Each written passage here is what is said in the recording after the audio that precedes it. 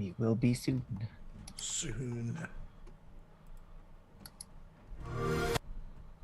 Nope. Yeah, that was Twitch starting to show an ad. Oh, there. Hello. I see myself. All right, I see myself on YouTube. I see us on Twitch. See myself on Twitch. So we're good.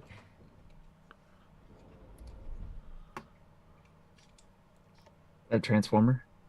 It is. It's Huffer. Huffer. Oh, New nice. Kingdom Huffer. Nice. He was significantly smaller back in Gen 1. Oh, Yes. yeah. He was Always a tiny been one of thing. my favorite designs. He was just like Bumblebee sized. Yep. And now he can actually pull Optimus Prime's trailer, Oh, Nice. like in the cartoon. cool. So, let's go. All right. All Sorry. right. Everybody ready? Yep. All right. Here we go. 3, 2. Welcome to episode 320 of the Sega Moms podcast, recorded live on April 1st, 2021.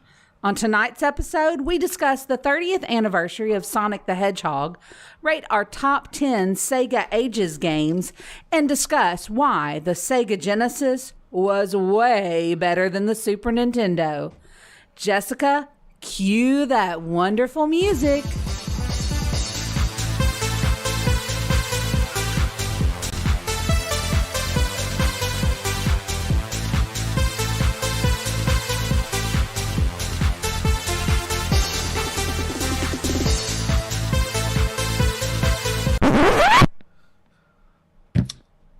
All right. None of you guys are welcome here. Nobody's welcome to the Nintendo Dads. This is not episode 320 that's recorded on this Fool's Day of April 1, 2020. Forget this. I'm out of here. We're not talking about anything. Jesse, just start the doggone music.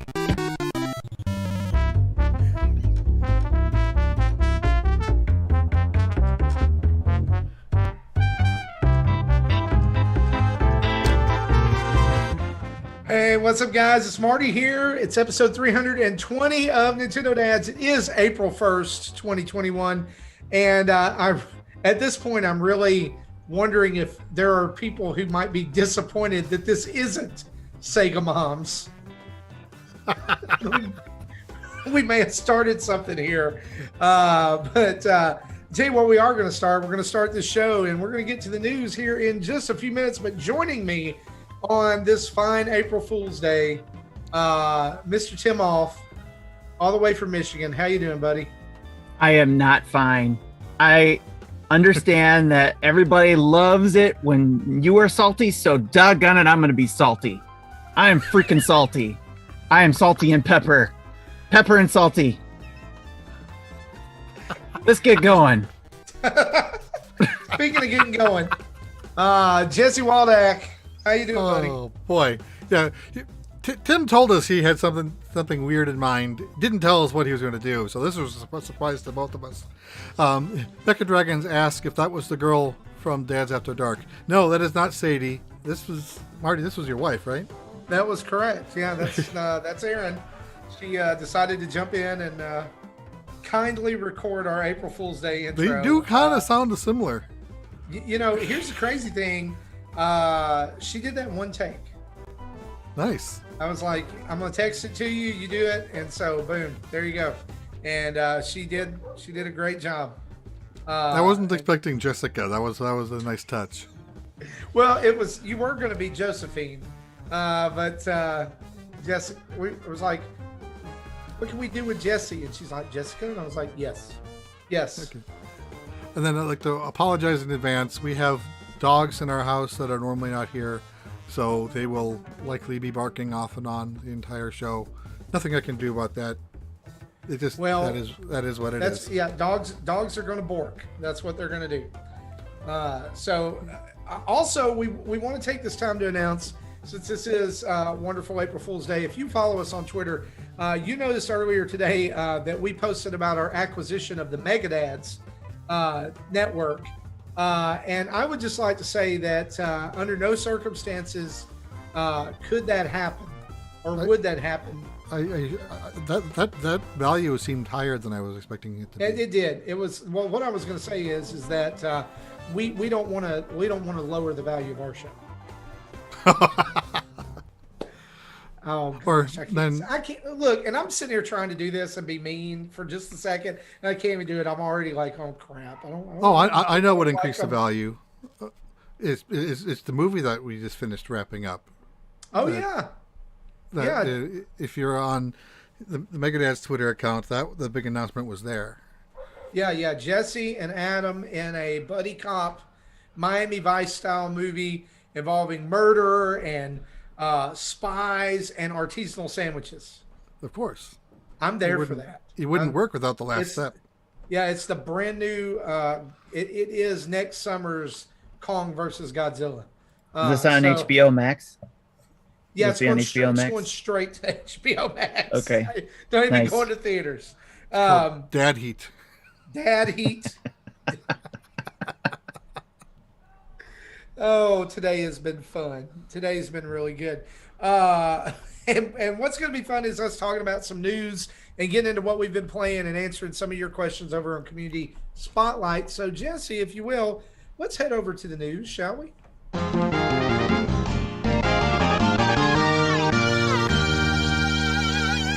And of course, our news each and every week is brought to you and all of us by you fine folks over at patreon.com/Nintendo Dads, where for as little as $1 a month, you can join up in our fantastic community and become a part of all kinds of great things that we've got going over there, like monthly mayhem and different things like that. And, you know, here's the crazy thing about being a part of our Discord server and being a part of Patreon is that our Patreon community has actually spawned at least 3 other podcasts on the Dad's Network, right? Maybe 4. I mean, so, you know, we're growing all the time, and who knows what the future holds. But you can go over there and join up again for $1 a month. It's less than the coffee I sat 25 minutes in line at Starbucks for tonight.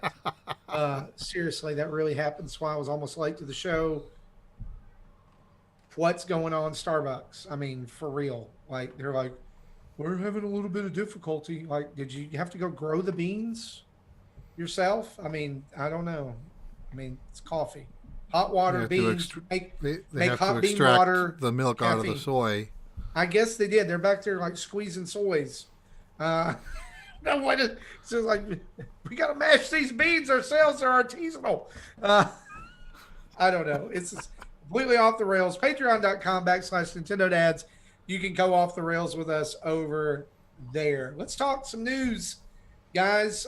Here's the big news. Mario's dead. According to Nintendo of America, Mario died yesterday, 3/31/21, when they destroyed all of his profitability and products by removing Super Mario 35 from existence, removing Mario 3D All-Stars from sale digitally, stopping the sale of the Super Mario commemorative Game & Watch, and basically trying to bury Mario as quickly as possible so that they can possibly move on and celebrate Zelda for a few months here so everybody else would shut up.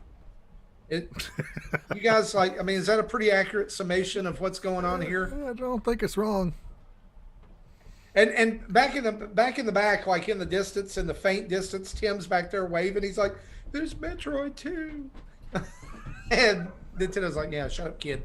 But anyway, yeah, for real, all of that's happened. If you were watching, listening to us, you can't play Mario 35 anymore. Y'all, I want to say this. This was really funny. My son last night stayed up till 10 o'clock playing Mario 3D All-Stars. And I'm like, son, why are you awake? You've got to go to bed. You know, y'all keep in mind, he's 13. He's like, Dad, at midnight, Super Mario 3D All-Stars gets deleted off my Switch. And I was like, what are you talking about? I was like, are you deleting it? And he looks at me and he's kind of like, are you saying what I think you're saying? I was like, you know, you can play it after today. You just can't buy it anymore. Oh, that's so nice. Oh, and I was like, get upstairs and go to bed. But yeah, Mario 3D All Stars. By the way, copies of Mario 3D All Stars are already going for $25,000 on eBay. Well, Stupid scalpers. they're listed. It doesn't mean they're going. The list, Jesse, you know somebody's gonna buy one, right? Come on, tell me I'm wrong. I don't want it to be can't. true. You can't tell me I'm wrong. Somebody's going to buy it, and then they're going to turn around and say, "Oh, never mind, I don't have the money." Yeah, that's probably true. Mario Game & Watch is no longer being produced. It's still available, so it's in limited quantities. I saw some online retailers had it for sale today. I just wanted to kind of go around the horn here. Mario 35's final World Count Challenge did succeed, by the way. So if you participated and you got your 350 coins during that time, you got 315 platinum points. By the way, they're already in your account. I got mine. I got that email today. Yeah, they are there. The total goal collected was 560 million coins. So almost double the goal. So bravo, pat yourself on the back if you helped. Enjoy your platinum coins that do absolutely nothing unless there's physical rewards, which I guess there's some of those. Yeah, there has been lately. There have been. You just can't use them on Mario physical rewards anymore because they're gone. So, guys, how do we feel about this? Was this, like, now that we're looking back and not looking forward to it, was this just a big marketing ploy, or was this? Do you feel like Nintendo celebrated Mario accurately and well for 35 years? I do still think it was kind of a marketing thing. You know, as I said, when this whole thing started, is they could probably, they would rather, I used the number 15 million, grossly overestimating what actually sold. But I said, you know, they instead of selling 15 million over the course of the Switch, they want to sell 15 million over the course of 6 months. There was more, probably closer to 10. We'll find out in 5 weeks. Well, it was sitting at about 8. So yeah, it was a little over 8 as at the end of the calendar year. So we'll find out soon what sold in the last quarter. It definitely had a digital bump in the last week. Oh yeah. The online eShop said it was like the second best-selling game, only to Monster Hunter. What was happening in the last week is all the people who were saying they weren't going to buy it, were, because it was limited, were buying it. Right. Just, let's be honest, right? Oh, I completely understand that. You know, a lot of people, arguing, complaining that, I'm not going to be able to get it because it's you had 7 months. That's on you. Yeah, and we're going to talk about that. I want to come back around to that. But Tim, what do you think? It's about doggone time this thing is over. I'm so sick and tired of seeing this. Super Mario Brothers. It's called Super Mario Brothers. What about Luigi? Sam is right. Third strongest bowl. Nobody freaking out. What do you say? Nobody freaked out like this when Luigi ended, the year of Luigi. Come on. It's Super Mario Bros. Luigi it's not like Super Mario. He already. Come on. Mario got like 6 months of celebration. Luigi got a year. Yeah, but they're celebrating 35 years of Super Mario Bros. Where was Luigi in all this? Come on. It's about doggone time this is over. Let's move on. Well, where's Metroid? Metroid is in a broom closet somewhere. Shush you. Forget Zelda. Forget all this crap. It's running away from Salty. We need Metroid. Metroid's doing. Tired of these games, Nintendo. Metroid and Star Fox. Let's go. Maybe we're going to mash them up this year. We're Star Troid. I don't know. But no, Tim, for real, did you think that marketing ploy, or do you think they? And on the other hand, I think marketing ploy, yes or no. But on the other hand, do you feel like they celebrated Mario well for his 30th? I think they did great. I mean, yeah, they did what Nintendo does, right? They came up with something that we didn't think of, so it's like really cool how they celebrated it. It's different. And yes, they put the limited engagement on it. It'll be interesting to see what happens after this. And it could be any of the things that we tried guessing, but again, it could be none of those things, and completely we'll get Nintendo'd again. So the whole thing about they'll pull it out 5 years later, like the whole Disney Vault type thing, or they'll release all three games separately and you can buy them separately. Who knows? I can't wait to find out. I'm excited to find out what the next step is after this, whether it is Zelda or it's continuation of something. That's what I'm looking forward to. Honestly, I feel like, I know we've been saying this for a while about the unpacking of the All Stars package, right? But how soon do you feel like that's going to happen? Because I feel like it's got to be coming, right? I mean, because here is an instance of all three of these games running on the Switch, an instance where they've actually put effort into, for Mario 64, up-resing the visuals, for Sunshine, making it widescreen, for Galaxy, making it work. Like adding in non-touch controls for Galaxy. So like, yeah, I mean, how I think if they're going to do anything else with it, will probably be announced during E3 time. I wasn't expecting an April 1st announcement. That. Oh, sure, no. People who thought that, what's wrong with you? I could see like a holiday thing. It's like, okay, that it'll come out when more of like the eShop type spending happens the most, either around Christmas time or just after Christmas time when everybody's getting their eShop cards. What about a Nintendo Direct around October that announces, or September? Because isn't that normally a Nintendo Direct time is September? Sounds about right, yeah. For the holidays, yeah. Summer, August, and it's back for a limited time. It's Super Mario 3D All Stars, available digitally only.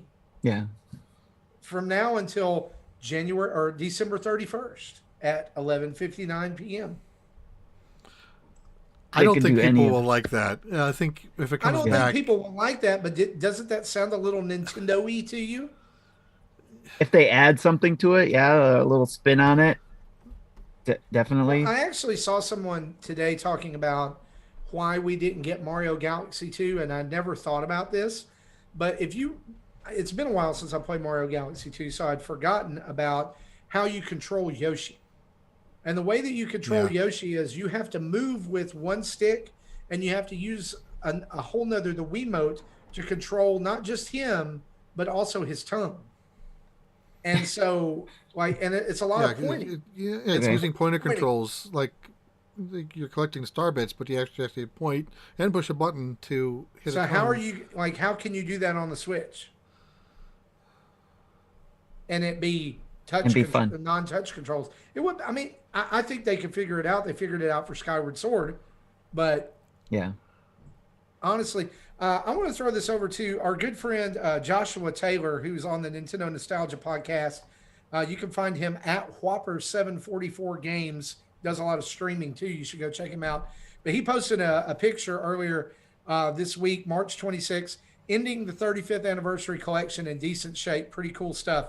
And I didn't realize, how, I guess, all of the things that have been offered, and this is not even everything, but the 2 pin sets, the Splatoon Splatfest keychains, the Cat Mario lanyard keychain, Mario coins that you could get, the collectible coin set that you could get with Super Mario 3D All-Stars, the Game & Watch, and there's more out there, guys. I mean, there's T-shirts, mugs, our own good follower, listener of the show, good friend Mecha Dragon. He helped hook me up with that Mario 35th gold coin mug from the Nintendo New York store that I love to drink my coffee out of. It just tastes better.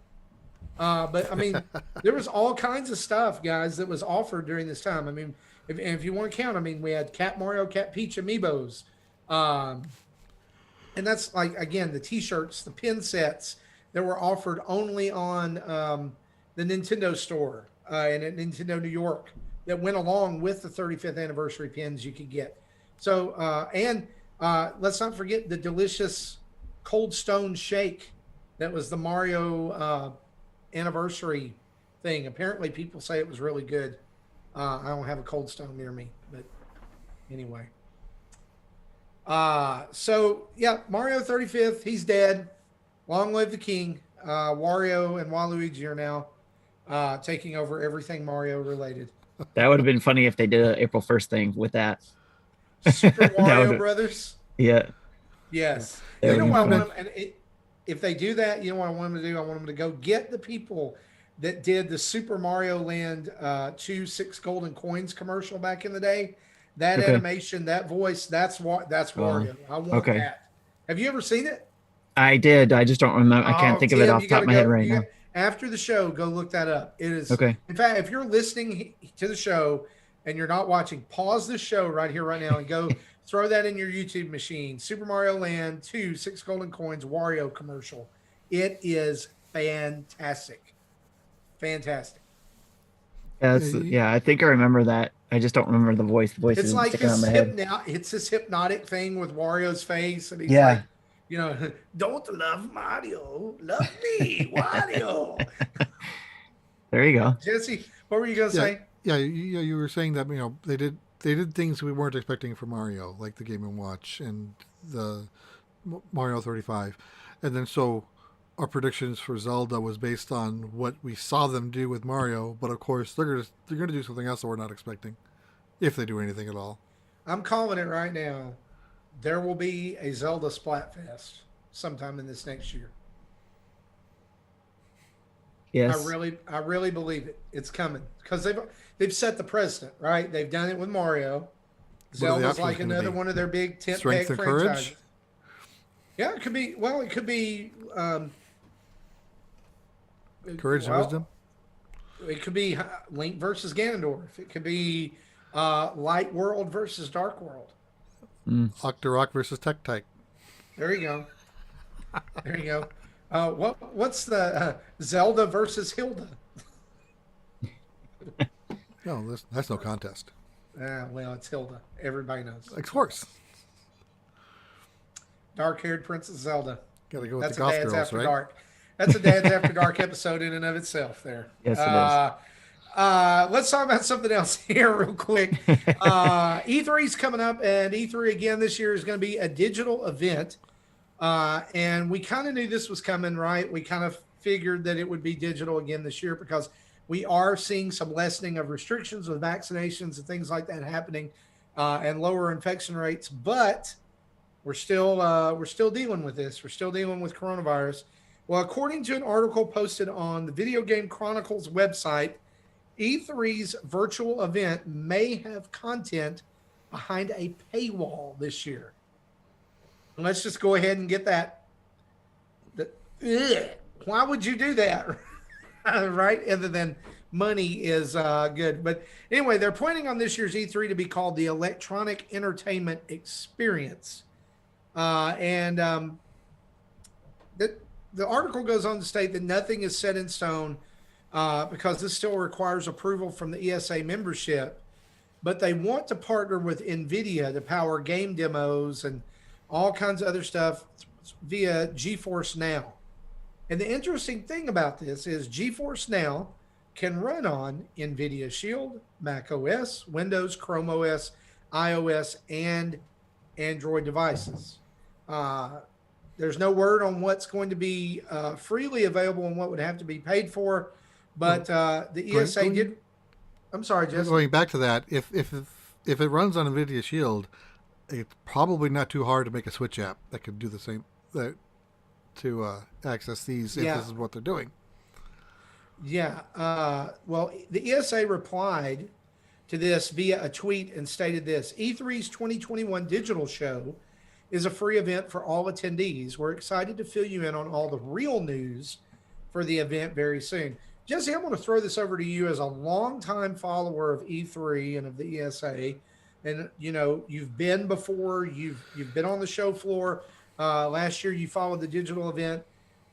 Does the wording of that tweet kind of make you feel like they're throwing this article under the bus? Definitely, like the real news is real news. I'm seeing that, and I have "real" as the word with the emphasis, and along with free event. It's right. like every. So this, I don't know if VGC was just April Fooling article and it was a very convincing one, or someone's trolling someone somewhere, and I don't.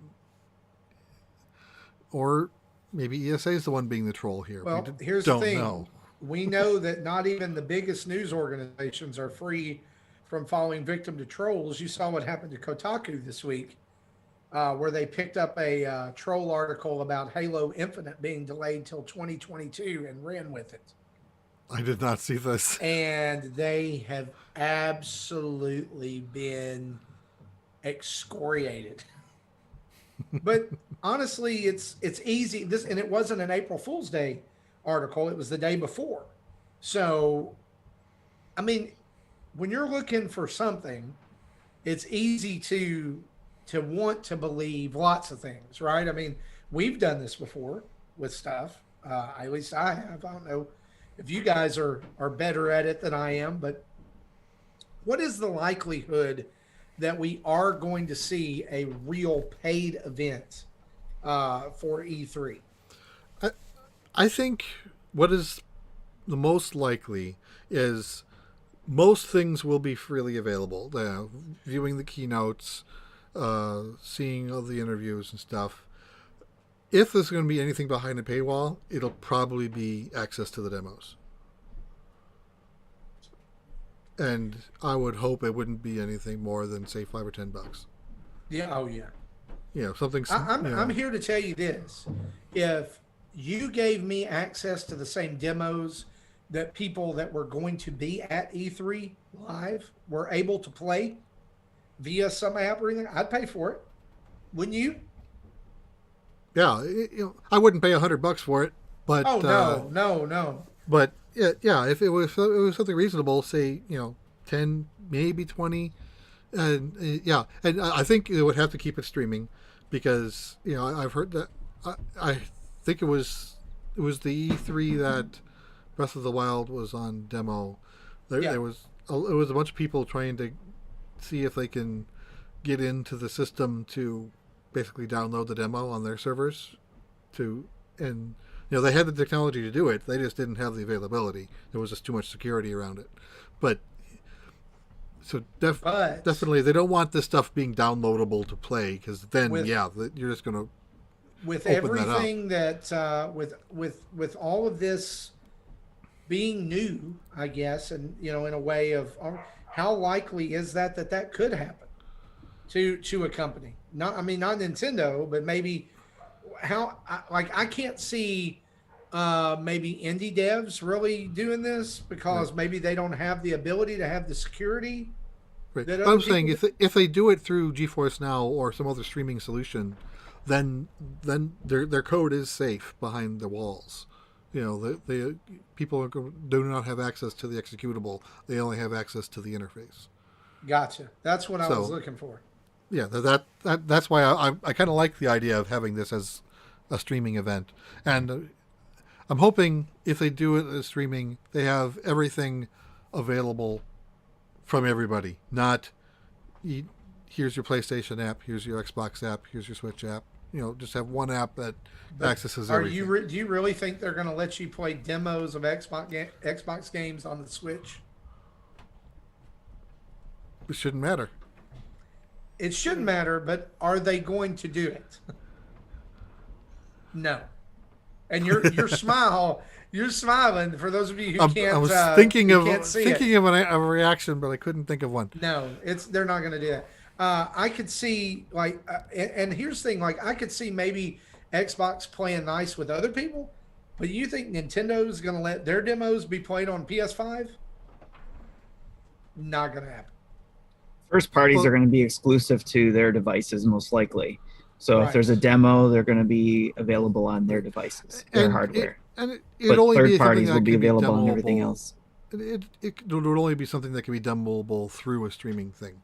So, like PlayStation 5 wouldn't be able to demo something with their newer controller features, especially if it's not played on a PS5. Right. If it's played on a PC, you're stuck with whatever controller you're on PC. You're exactly right. There's going to be limitations of what can and cannot be shown.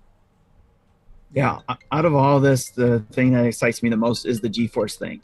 It's another route that potentially that would help us to be able to play demos. Maybe not first party ones like we were talking about, but this definitely excites me. But overall, I'm I wish that everybody would just get their shiitakes together All the and mushrooms.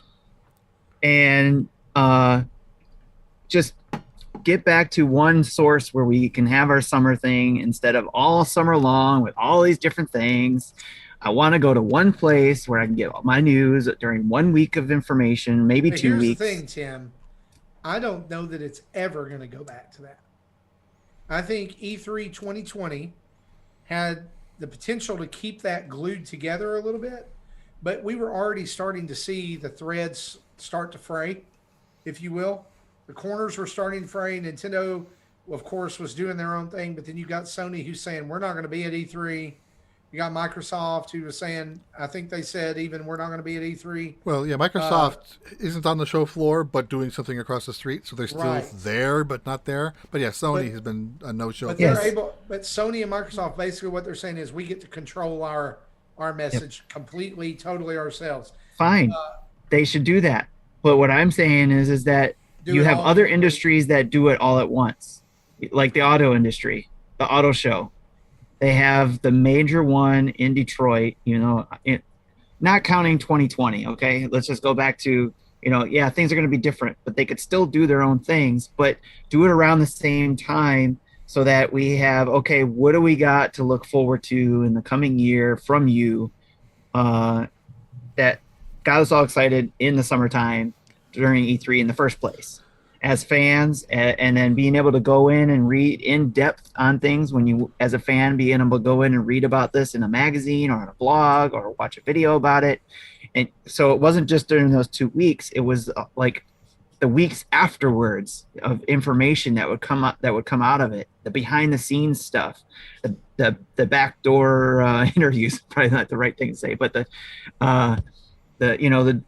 behind the doors interviews that you don't get to see during the E3 week, so it's all those things that mean something, but it's so spread out through last year. Maybe it's just because it was the first year that it's just disoriented and stuff that we just needed to give it another chance for it to come together. But definitely E3 needs to get their stuff together, or ESA needs to get their stuff together and figure it out and figure out what's right for the industry and the consumers. Figure out what those other people are doing, like going back to the auto show as an example. Auto shows have to go and pay for space or time or whatever, so it's done. And then even the people who come to see the show have to pay tickets. And then they do other smaller shows throughout the year. And then, yes, those car companies do other announcements during those shows as well, right? So there's the major announcements, the big deal things that are announced during the Detroit show. Then the other shows like the LA show or the New York show or the others overseas, the overseas ones are more of the foreign cars. They do their announcements there. And then the LA is more of the sportier cars are done there. And the New York ones is more of the fancier cars, So there's methods behind everything. There's other examples, is my point, that the ESA can follow to be able to do a good E3 again for people to follow, both the industry and the consumer. And Tim, I completely agree with you, and I think that that's exactly what needs to happen. But I also see the current climate that the video game industry exists in, and that is for a lot of people and a lot of devs and publishers who are using games as a service or beginning to use games as a service. Updates throughout the year equal eyes on, which equals money in pockets. Yeah. And so that I think that's why, Nintendo was brilliant in I remember back when they started doing it, it was like, why in the world would you do Nintendo Direct? Why would you not just tell us everything for the year at E3? But what they did was they started this awkward at first, but then eventually endearing way of communicating with people throughout the year and conditioning us to wanting updates, right? And I would say that Nintendo succeeding at that, and then other companies following their lead is what is causing the ESA and E3 the problems they're having now.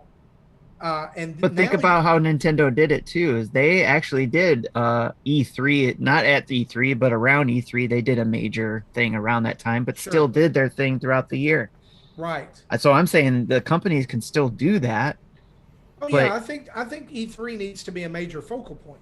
Yes. But also what you're seeing is not just a branching off of the big three, but now you've got indie developers and publishers of their own like Ubisoft and Bethesda doing their own directs or doing their own thing. And eventually what that's going to do is it's going to lead those fraying corners are eventually going to unravel the tapestry, right? Well, the indies have learned to not necessarily go all out at E3 unless they had the support of the big three to do that, right? Right. They usually went to PAX to do their stuff. Unless they got involved with Devolver. But Devolver, the indies usually go with the PAX shows to help showcase their stuff through, you know. Well, and that's another, I'm glad you mentioned that because that's another great point. I don't think it was ever intended this way, but PAX, and which eventually became PAX East and PAX West and PAX South, went a long way to decentralizing E3 as well. Because now I can go to PAX and I could drop a big announcement there and boom, everybody knows it immediately. And I don't have to wait till June. It's December or March or whatever it is. And that's hype, and hype is king. Right? Yep. I mean, do we agree? Hype is king. Yes. Because Nintendo just ran 7 months of Mario hype. Hype is king. Yep. But whether this pans out or not, I'm gonna make a prediction here, and Tim, you can note this in the podcast notes. Okay. Yes. While we would love this to be $10 or $20, it's going to be $49.95. It's going to be $50. Going to equate to about $10 a day for you to get access to these demos. Because why not? You can pay that for a game. You're paying, and they're going to use words like exclusive experience, so that because again, hype is king. They have to hype you into paying $50. So $49.95 for just the games, or $49.95 for access that includes games. Whatever that experience, whatever that paywall experience is. Gotcha. $49.99.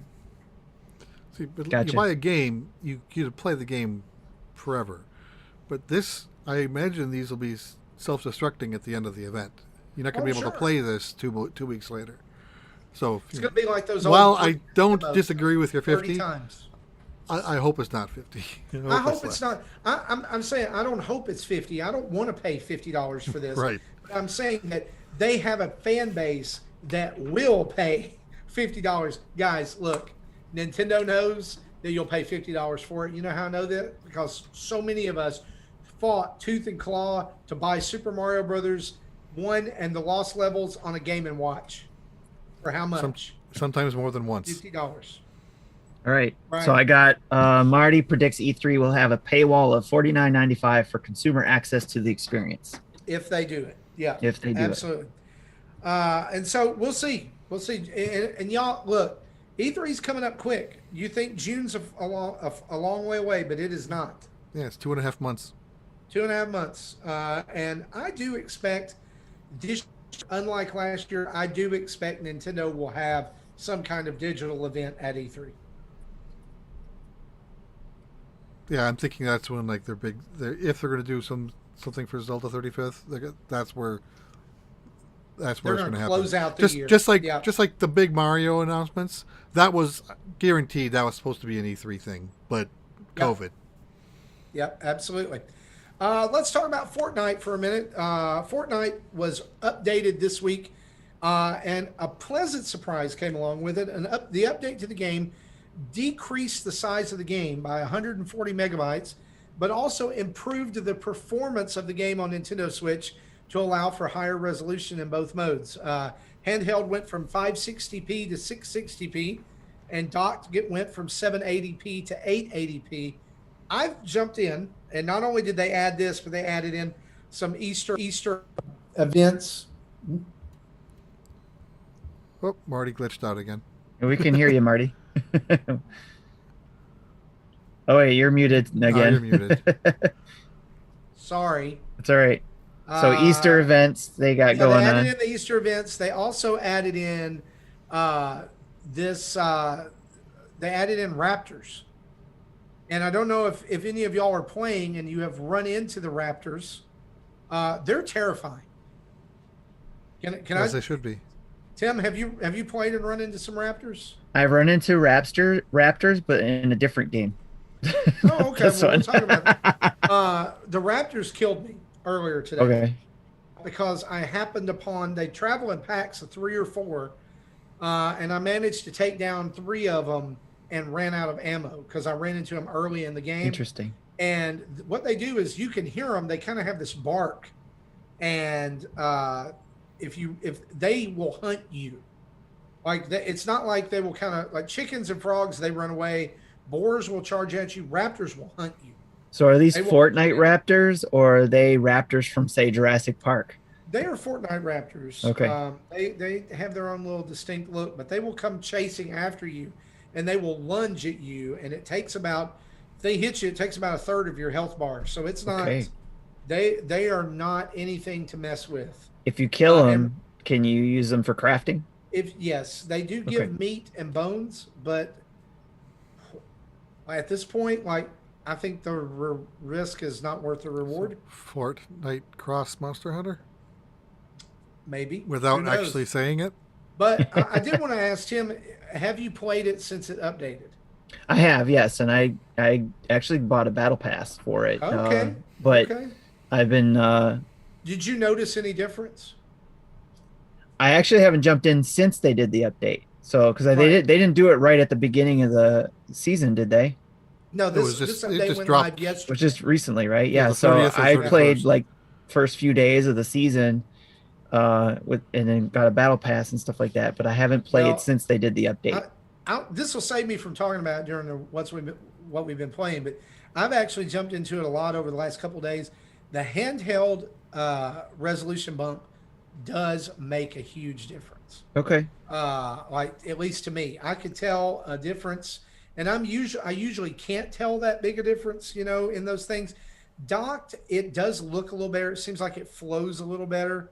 But handheld, coming up that extra from 560 to 660 I thought it looked really good. And in particular, I thought this season, I think just the way that they've done some of the visual things, like with the part of the map, the grass being orange, and everything versus contrast, I think it's been gorgeous with the way they played with the colors and stuff, even like in the prehistoric type stuff. Yeah. And it looks great on Switch. And so anything that gives me space back and gives me a performance update, I'm all for. Nice. I really like it. This season, if y'all aren't in, is really good. It's really good right now, and it's a great place to start. If you haven't been playing Fortnite, it's a great time to jump back in because of just some of the various changes they've made. But that update's out there, and it actually another thing I want to praise them about for here is that update didn't take long to download. Usually when Fortnite does a big update like that, it takes me like an hour to download it and update it, even on good internet that I have. This one did not take long at all. So maybe they're learning a few things. They need to send some Nintendo ninjas over there and teach them how to compress. All companies can benefit from that. Let's move on and talk about, last week we talked about the Pikmin app from Niantic that had been revealed. Well, information on the Pikmin app has been shared this week. The game starts with the player receiving Pikmin seedlings in an item bag. And these seedlings grow by absorbing step energy, which is generated by walking and can be plucked once enough energy has been collected. Then they can be individually named or assigned an auto-generated name. And as you explore by walking, you'll discover new seedlings to increase your Pikmin squad, in addition to existing Pikmin picking up items. Basically, you get fruit, which turns into nectar, so that they bloom flowers, allowing you to collect their petals. This app will have no microtransactions when it first came out, and some people are already getting to play it. A beta has started in Singapore, and so if you're listening to us and you're in the Singapore area, check it out. You can play Pikmin on your phone. Hopefully, maybe, I don't know. Does this make you any more excited for this game? Does this make it blip on your radar anymore at all? It has me curious, but considering I don't really walk when I play Pokemon Go, I normally drive to where I need to go because it's more location based. That has some walking elements, where this seems to be focused on the walking with less location elements. So we'll see how well that works with my playstyle. Okay. Tim, what about you? Yes, I actually like it when Nintendo is doing these mobile things, and I'm more than likely always going to check it out. So whatever they throw out there, and I think we joked about this in the Discord, Nick and I, because basically saying whatever Nintendo throws at us, we're always going to check it out as Nintendo fans. So, but I'm yeah, just like Jesse was saying, I'm curious about it. I'm curious what the gameplay mechanics are going to be, and I'm sure it's going to evolve over time. So whatever they throw at us out the door on the first day is not going to be the same a year later. So it's going to be interesting to see how it evolves and what it becomes over time as well. Yeah. Well, and here's the thing: most Nintendo apps in the last little bit, save Mario, right? It's free to check it out. And if you, like Tim said, you don't have to put much into it. And if you don't like it, just delete it. Right. Yeah. I mean, it's pretty easy. So, any guesses on when we might see this stateside? I was actually surprised to see it's already in beta in a region. So this hints that maybe sooner than later. I was originally thinking it'd be more towards maybe fall. Yeah. I don't. But being a walking thing, I would think they would want it out during the warmer months too. In this region.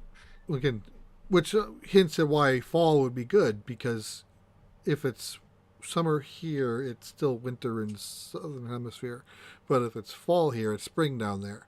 True. So true. That would at least get more initial bump worldwide.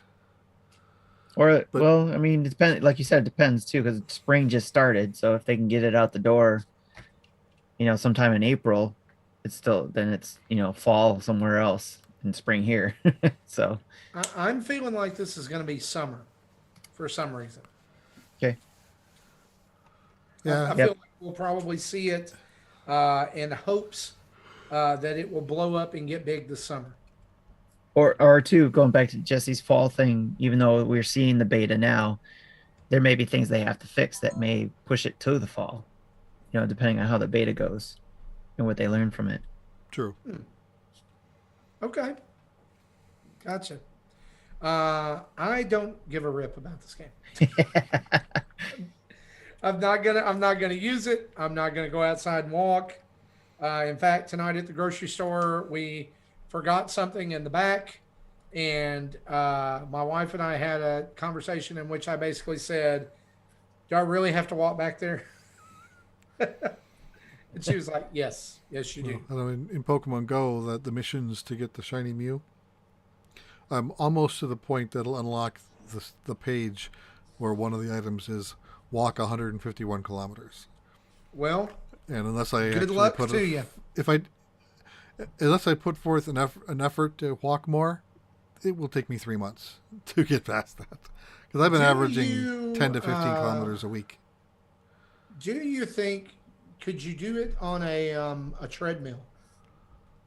No, because it's not necessarily step-based. They actually GPS follow you, which is how it knows if you're driving speed, if you get from point A to point B too fast, that distance won't count. Can you do it on a boat? Can you do it on a goat? I don't know. Like Pokemon. Like when Pokemon Go was new, I know my kids would go out like riding their bikes, and if they gunned it, they would catch I think your running threshold. But if they just kept it at a casual bike pace it said that it treated it as walking distance, and they were able Just to a hatch very eggs pretty long quick. stride. Can you do it in a house? How about on a mouse? Can you do it in a mouse? Squeak. Can you catch them in the house? Can you catch this electric mouse? Oh, now that's all I'm going to think about the rest of the show. Thank you, Tim. You're welcome. Thank Anytime. you. You just got Pikacha'd? Yes. Yes. Electric mouse. Oh my gosh, this is not good. Now my mind is spinning. That's a you problem. It is, yeah, it is. Here's a couple of last minute news items, just a couple little blips. The book Ask Iwata or Iwata-san in Japan will be released this month here in English. That's April 13th of this month. It was also announced that the book is going to get translated into 9 additional languages. Some of those will release in April along with the English version, others later this year. So it's going to be in French, German, Spanish, Italian, Hungarian, Russian, Korean, traditional Chinese, and simplified Chinese. Everybody is going to know about Iwata direct to you. Do you guys, I think, Jesse, you'd said something about maybe having this pre-ordered. Yeah, I pre-ordered it. Tim? Not yet. I was waiting, but I will be getting it for sure. Yeah, I'm definitely. This is probably going to be what I asked for my birthday. One of the things I asked for my birthday. I asked my wife today. I came home for lunch and I was like, so it's getting kind of close. I just wondered, how are we going to be celebrating my birthday this year? What are you going to do to celebrate my magnificence? And she rolled her eyes and told me to load the dishwasher. And so you know how well that went over. That's our wives' jobs, isn't it? To make sure we remain humble, right? Yeah, that's right. Keeps my feet keep on us down. Yes. One little other news blip here. In 1 week, Capcom has shipped 4 million copies of Monster Hunter Rise, of which 1.3 million units were sold in Japan alone. I don't know if you guys saw the Japanese sales figures this week for Nintendo Switch. They absolutely, literally doubled in 1 week. Over 150,000 new Switches sold in Japan in the past week. I thought it was 250,000. Was it 200? I must have read that wrong. Maybe it was 150 last week. I don't know. Now you've got me one to look. Oh no, Switch Family sold 267,000 in Japan in the last week. Right. So, guys, I don't. If you ask me, do you think Nintendo's doomed? Oh yeah, they're totally doomed. Doomed. Totally doomed. Doomed. No, it's that's impressive, especially because obviously we knew it was going to blow up in Japan. But the real hopes I think Capcom has been having is that it blow up more in the U.S. Because it's been growing over time. Yeah, I really think that Capcom is pushing for Monster Hunter to become one of their top tier franchises. Mm-hmm. I just hope that doesn't mean that they forgot about poor little Mega Man. Yep. I think they'll come back to Mega Man. I think they'll be fine. And that does not mean that I want Mega Man in Monster Hunter. It's an armor. It's an armor you can get. Wouldn't that be awesome? I'd rather choke to death on a marshmallow. You would play the game if there was a Mega Man in the armor you can get. No, I wouldn't. Because I played the demo of this game and deleted it 10 minutes into it. Yeah. I was like, this is stupid. I press the button and 10 seconds later you swing the sword. No. You got the wrong weapon. That's why. Well, no, there's nothing there to tell me which one I need. It's like, let's start them in the middle of a quest. You learn from osmosis. Did you know that? I'm kidding. So I'm looking at the sales data. These are the numbers in Japan. Monster Hunter Rise, 1.3 million. The number 2 game is 3D World Bowser's Fury, 37,000. Wow. Everybody's playing Monster Hunter. And then number 3 game, I don't know anything about this, but it is available here on Switch, is the Cressential Quintuplets. Summer Memories also come in 5s. Sold what? The Quintessential Quintuplets. It's an anime series. Oh, okay. well, Yeah, so the Switch version was number 3 on the chart. The PS4 version is number 9 on the chart, selling half of what the Switch sold. all So these Marty, listen, all these newfangled millennials and their animes and their mangas running around with half-naked girls and cats and whatever. You're saying this as if it's a problem. And then there's half-naked cat girls. so What? so Marty, in regards to what you're saying about trying the demo and just like whatever, and I totally get it. And I think that we got to consider looking at these numbers to see how many people are trying to give this a chance by buying this game, and that inflated their numbers as well. Well, I think there's a lot of people that this is probably their first Monster Hunter. Yeah. Right? I think that the buzz was significant enough. Again, hype is king. Yes. And Nintendo really hyped this game up. And so there was, I think there's definite, at least here in the States, trying to capture the Breath of the Wild crowd. Yeah. And right? I can see that with this game, definitely. So because of the climbing abilities and the vertical. I wish that it could control so much better than it does. I actually found that there's a setting or not found, but learned through, I think, the NVC video, that there's a setting to do an auto target.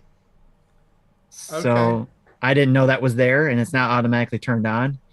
So which it should be. It should yeah. be. You can turn it off if you want to. Yes, but, and that's the sucky thing about this, and a lot of us mentioned it, that there's a lot they throw at you at the beginning, which does not make you want to play it, and they leave a lot to you to learn, which is very helpful for you to go to YouTube. And let me remind everybody who's listening too, go check out Zablanc's video, John's video from Dad's After Dark, or actually their last Dad's After Dark podcast. Actually, he talked about Monster Hunter and gave some really good pointers from a newcomer's perspective, from a noob's perspective, that was some really good pointers, and I highly recommend this. Absolutely. Yes. So, but not just his, but there's all these other ones that you can go to and glean some information from them as well. Like I said, MVC or Casey sent out a really good one, like 24 things you should make sure you have taken care of. And I think that's the one I learned. About the auto target. If I have to read like a long document or some kind of like treatise of a tutorial before I even boot up the game, chances are I'm not going to play that. Oh, you boot up the game, that's where all the tutorials are, that you're reading. The thing is, that's what happened to me. That's what happened to me with Stardew Valley. Yeah. Like, I really want to like Stardew Valley, but then I keep hearing people like, oh, you got to go read this website before you start. You got to know this before you start. And I'm like, then why didn't the game just teach me that? Yeah. Like tutorials, developers, listen to me. Or gradually. I'm gonna come back to this. This is important. This is an important moment in episode 320. Tutorials are important. Yes. Remember that. I'm coming back to it later in the show. And not all at once. Yes. That's Anyway, that's all our news. Let's talk about. Is this rumor really real? I mean, let's just go over there and talk about it.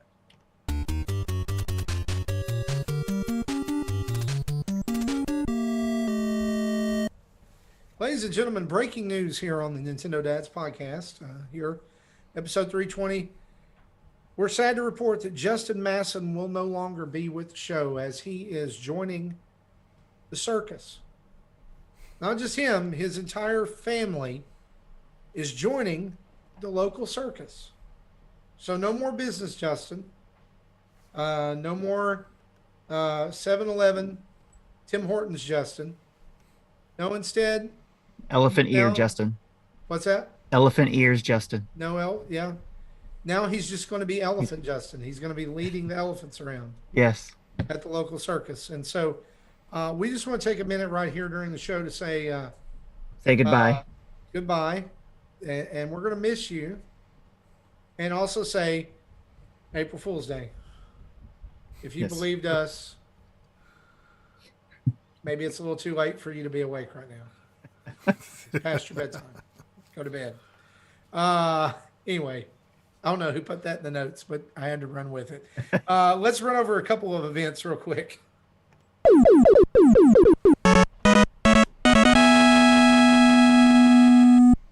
Listen up, y'all. It's community game night time this coming Saturday. Hopefully you hear this in time. April 3rd, 3 p.m. Eastern. That's 8 p.m. in the UK and 9:30 Eastern as well for Apex Legends as a community. You can join in and we can all die together. Quickly. Yep. Very quickly. Well, Justin will hopefully be here to lead the way and show us everything that we need to know. From the So you want circus. to die? Yeah, well, I said everything we need to know. So I've played with Justin. Neither of us did really good. But anyway, that's what we're hoping to do is basically play this game and help each other out, especially in this Switch community. And we're going to also see if we get enough people to start playing, if we turn off the cross-platform and see if we end up being able to play together, because obviously you can only do trios. Sure. But if we're all in the same server, will we see each other in the Yeah, but you should in the- definitely. This is where you want to be a Patreon member and get access to our Let's Play channel, where you can be in the Discord audio with the rest of us, talking and chatting and having a great time there. So, Tim, you're organizing these, correct? with Chris, one of our community members. Chris, so we're working together on it. Can I tell y'all something? Y'all are absolutely killing it with this. Y'all are doing such a good job. I'm so thankful for this. This was one of the things after Extra Life last year. People said they wanted. They were like, we want more community game nights. And you and I need to talk real soon about running a Jackbox night, because the night that we did that, that way people don't have to buy them, because I own all of them. Excellent. And I would be glad to host that. Yeah, anytime you or Jesse or Justin want to do that, I mean, just we definitely want to. Yeah, we'll just, you can always just like I said, shout out to Chris I'll too. with you about that. And speaking of Jesse, we're going to throw it over to him right now. Hit us with that Pokemon GO event news, buddy. Yeah, most of these I had in the show notes last week, but we ditched them. But they're still relevant, so I just kept them for this week. The Pokemon GO Spring event, starting from April 4th at 10 a.m. local through April 8th at 8 p.m. local time. Certain Pokemon in the wild will spawn with flower crowns, including Chansey and Happiny. This event will also kick off Mega Lopunny raids. April Community Day will feature Snivy, April 11th from 11 a.m. to 5 p.m. local time. For $1, trainers can purchase the Community Day exclusive special research story, Snivy in the Sunshine. April raid encounters, it started on the 30th, will be Thurnian form Tornadus. And then starting on April 13th, Thurnian form Landorus, which will be the last of the Thurnian forms. And then starting on the 27th, we'll go back to the incarnate form, but it'll be all three, Tornadus, Thundurus, and Landorus. The April research breakthrough encounter this month is a male Frillish. So that's, if you're still needing ghost types for your catch 30 of every type, there's your one a week guaranteed of a ghost type. And then also started today, I don't have these in the notes, but today started an event where they had Pokemon that are mischievous will spawn more in the wild. And then, so I'm needing dark types for this collect 30 of every type thing. So, because dark types hasn't been spawning hardly at all last month. So, with this event, Purloin is spawning. So, dark types. So the first Purloin I catch turns out to be a Ditto. Like, really? So, on April Fool's Day? Well, Ditto's also mischievous. Yeah. So I didn't get credit for that as a dark type, because Ditto is not a dark type. I did eventually, while I was out earlier today, I did catch enough Purloin to finish that step. So I'm just 2 or 3 types away out of the 18 on each of my accounts. Okay, that's all of the events I have. Awesome. So go out there and get your Pokemon, and let's talk about what we've been playing, shall we?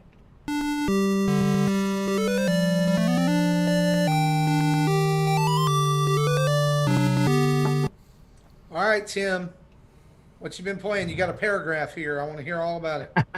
All right, yeah, it's hopefully I'll get through this quickly. So, but uh, NES on NSO, obviously with the monthly mayhem stuff. And this week I got to do, or at least when it was, yeah, I think it was this week. It was my solo turn, so I wasn't doing versus or co-op this time.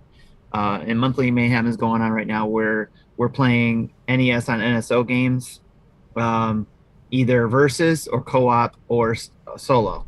And this time, like I said, my turn was to do a solo game, and my game was Donkey Kong Arcade Classic Series, again on the NES. And I think I could say I've never played it on the NES, and if I did, I don't remember. And if I did, it was briefly and not long enough to learn about the loop thing. I never knew about loops. So when I was told I had to create, I got 5 points per loop, I had to ask, what the heck is a loop? For Donkey Kong. I thought it was just going to Donkey Kong and get a high score. But no, it's basically every time you knock him down, I guess, down on his butt. It's basically every third stage. Yes, it's a loop. So I was not getting a loop, and I had to do something in 15 minutes, basically get a loop. And if you got so many loops, you got 5 points per loop. Thankfully, the Dads After Dark guys were gracious enough to let me get my 5 points for the first loop I ever got, at least 4 minutes past the 15-minute mark. So because I was like, hey, I got a loop, but it's too late. And they said that they would count it. So yeah, I picked on Tim a little bit, saying, because, John and I did 133 loops when we got to a kill screen. So everyone should be able to at least do one. Yes, and I did. I finally did one after almost 20 minutes after figuring it out. Because I had never made it past the first stage, I guess, or maybe even the second stage when playing it, or level. So I didn't know about the loop thing, and I really didn't pay attention to it. And then when I got to the third stage, I had no clue what to do with that. I was like, okay, I made it to the top. What's happening? Why isn't anything happening? It's because I didn't clear out the brackets that hold the beams to make Donkey Kong fall down. You have to remove the rivets from every level. Didn't know that. So I'm just running around and it's just like, I made it. Why isn't there anything happening? What's going on? And then I would die, and so finally figured it out, like 4 minutes, like I said, past 15-minute mark. It was really fun to see that I figured it out and got it done and got my first loop in a Donkey Kong game after so many years of seeing this game in the arcade. 40. Yes. So there's that. And then of course I jumped back into Animal Crossing, and I'll update the notes there, Jesse. But Animal Crossing, getting decorating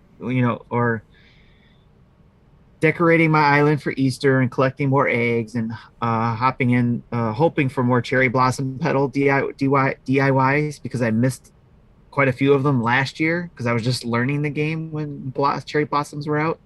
And then also because, the Bunny Day was coming up that time too last year. When the game came out and it was doing cherry blossom stuff, like literally it was over in a week.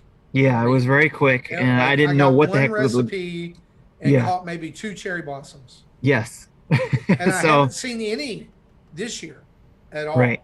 We just went in there today. My wife actually found them first when she went on before I got on the show. She was like, oh, the cherry blossoms are out. So, and sure enough, they were when I jumped in before the show, and caught a couple petals, and haven't seen any DIYs yet, but I don't know if that'll come after this Easter, with the Bunny Day. If we'll see more DIYs, because right now it's more around the Easter stuff, but I wasn't in long enough to see. But yeah, I'm looking forward to that, getting more of that stuff, because I like the cherry blossom stuff. I did get a few things last year. I was lucky to get those things, but there's other things that I missed that I want to add to my cherry blossom hookup.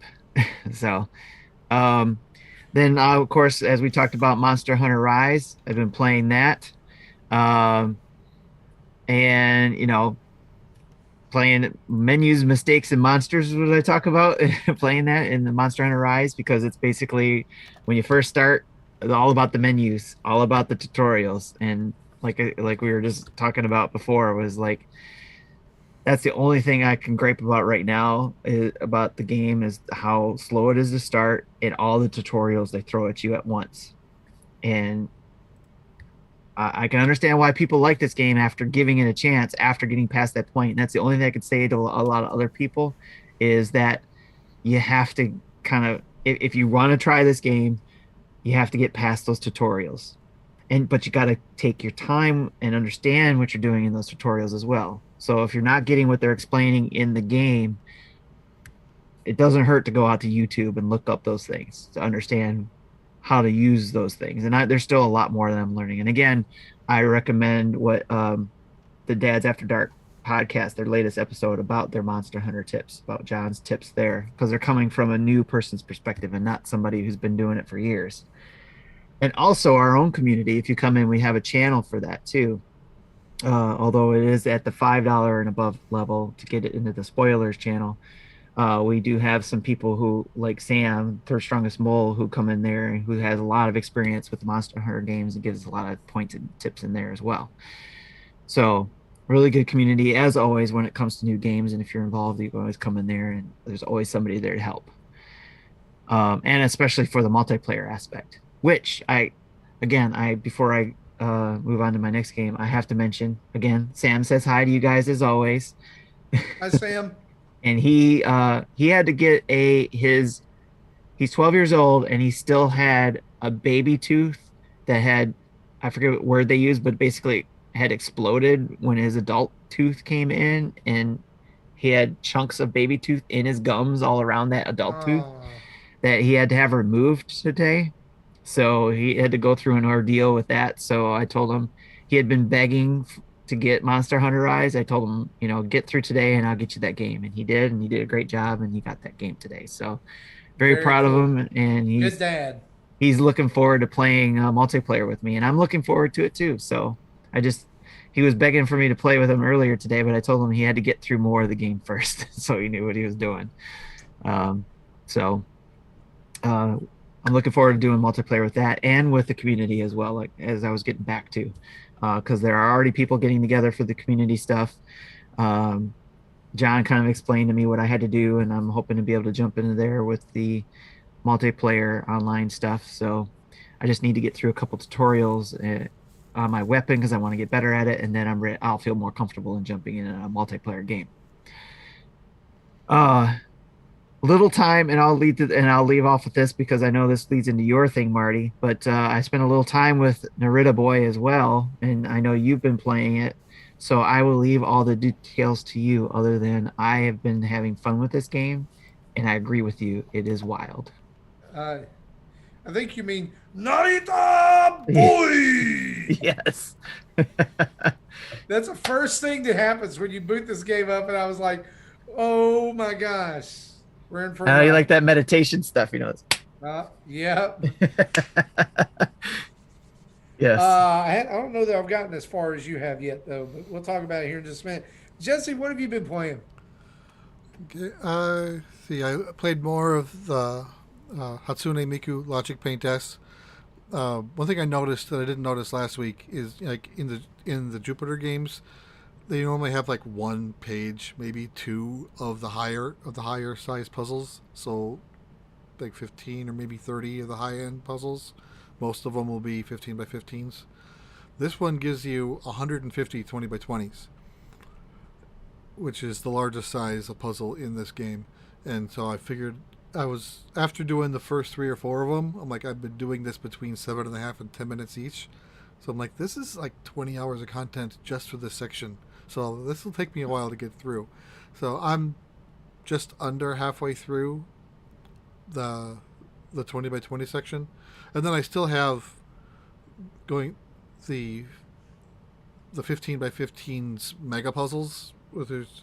Each big puzzle is 25 15 by 15 smaller puzzles. So and then I think there's 8 of them. So that'll take me a while to go through too. So I don't think it'll probably take me another 2 weeks before I'm finished with this game. Another game I picked up. I didn't think anyone else was going to talk about this, so I figured I'd have to take my chance at it. It was, oddly enough, released on Monday. The Game of Life 2. 2. It's a sequel. So, are you all familiar with the original board game with the spinner? Yes. Okay, so, the game is effectively that. The board has changed a little bit from what I remember. I don't know if the actual game has changed, or if this is, as you said, a sequel to the original one. And basically, just like the game starts off with a similar type of choice the original game has. Do you want to go to college, start with less money but a better paying job, or just go into the workforce? And then once, like, what I remember from the original game, that's really the only choice you have. There are a few other branching paths, but no really reason of why they're branching paths. And then getting married is something that you have to do. In this game, you don't. You can choose to not get married. So there's a branching path of that. You want married or stay single. Then the next branching path is, do you want to increase your family, or do you want to have a chance at more investments, like buying houses? So if you take the expand your family route, there'll be more spaces of, it's just like a baby on the space. Expanding the family can include a child or a pet. It's not forcing you to do anything. Even if you're marrying, you don't have to marry someone of the opposite gender. If you want to go man, woman, the game will let you do that. So if you choose your spouse, you pick between 3 other icons it gives you, and you can pick which one you want. And then at the very end, it has, do you want a risky path or a more safe path? And like the risky path has what they call fate spaces on almost every square, if it's not a pay taxes space. And what that does is it changes the spinner layout to a new layout, and you give it a spin and see what happens. So it's like 3 in 10 chance of having to pay taxes, 2 in 10 chance of just doing a normal action card, which is like the majority of the spaces on the board, and like 1 in 10 chance of adding to the family, 1 in 10 chance of getting a better job, 1 in 10 chance of getting a house. So good things or bad things can happen with on these fate squares. And then the gameplay is relatively what you'd expect if you know the original board game. Then this game also gives you multiple boards. What I was thinking or hoping this would do is actually have different gameplays or different game elements, or actually changes the game. So that kind of disappointed me a little bit in that it doesn't. It's still the same game, still the same board. The difference is, depending on what board you're on, it's like changes the themes of what type of jobs you can get and what type of real estate you can buy. So instead, like the original game will be your traditional jobs, like doctor, computer programmer, artist, athlete. If you're one that's more of a haunted house type of one, you'll get like werewolf, ghost as your jobs, and you buy. I don't know. I don't even know what things you can buy. Cemetery plot, maybe. I don't know. So they have a total of 4 different boards you can play with. They have DLC that'll add like 7 or 8 more later. So then, after I realized what was going on with the other boards, I tried a multiplayer game, and that's why the boards ended up why they do. Because if I say multiplayer, it doesn't necessarily matchmake me with someone wanting to play the same board with me, or 4 people wanting to play the same board. It'll just matchmake you with 4 people. They will play on whatever board they chose, and their real estate options and their jobs will be depending on their board. So while I could become a doctor, someone else could become a werewolf because they're on the haunted house board. So the game is effectively the same, other than just those more cosmetic changes. Dollar amounts are effectively the same, so that doesn't change the gameplay at all. And then the last thing that this game does you have a choice of what type of car or motorcycle you want to ride in, and then you have a choice of outfit your avatar wears during the game. They have these unlocks that you do so many tasks, you'll eventually unlock whatever extra item is hidden behind. So, like, the first time you win a game, you'll get one puzzle piece out of 6. The second time you win a game, you'll get the second one. So I don't know if it's always 1-to-1. So it wouldn't surprise me if you need to win 10 games before you finally get the last piece. But once you get the last puzzle piece, then you'll unlock some, probably like an avatar costume that you can then take into the game with you. So you can show that you've beaten the game so many times in multiplayer games by selecting that costume. Presuming that's what it is. I haven't unlocked anything yet. But presuming you have to play the game so many times to do that, I don't know if I ever will. And then each board has their own set of unlocks. So I'd have to play the game 12 to 15 times on each board to do all these unlocks. They really think you're going to play a lot of Game of Life, too. Yeah, I don't think I will. I do want to play a little bit more of it, because it's fun to play when I have nothing else going on, but it's not something I'm going to dedicate a month to. And then it does give you, if you're playing against computers, it does let you kind of fast forward when it's computer terms to speed things up. The one thing I wish it didn't do is when it, obviously it'll stop and go back to normal time when it's my turn, but then it'll just stay normal time. I want it to just go back to fast forward time when it's not my turn. I've got to turn it on every time. So a little annoying. That's not a good design choice. I agree. So is it something that you can, when you do online? When you're online, you cannot fast forward. Right. No, I mean, when you're online, can you play with people you know, or is it only matchmaking? They do have friends online and global online. I have not tried with friends online because probably none of my friends else have bought this game. But I have done 3 or 4 online games, and they've worked. They worked well. I didn't have any issues. Okay. One game had a person disconnect at the very beginning of the game, and the game just let us play with 3 people. Okay. Does it look like it will let you play? I imagine it lets you play locally, right? Local multiplayer? There is a local multiplayer mode. It's worded weird, so I don't know if it's like meant to be everyone has to sit down in front of the TV or the Switch and dedicate a half hour to play the game, or if it's, I take a turn and shut it off, and then my son will come in, take his turn, shut it off, and then I come back in. So it's more asynchronous multiplayer. Okay. I don't know. I haven't checked it, but it's not worded like your normal local multiplayer. Okay. I'm almost tempted to get it. I'll try to check that this weekend.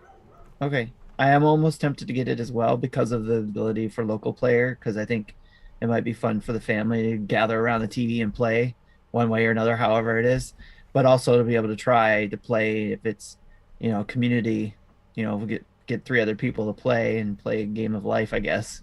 Yeah. And if you're curious or even try it with you. If you're curious to see how the gameplay is, I have a video on YouTube. I recorded my first game. I was originally planning on playing 2 games, but the first game took longer than I thought. I bought the Monopoly Risk. I think it's Battleship. Maybe there's a third game in that package, that the Hasbro Game Nights.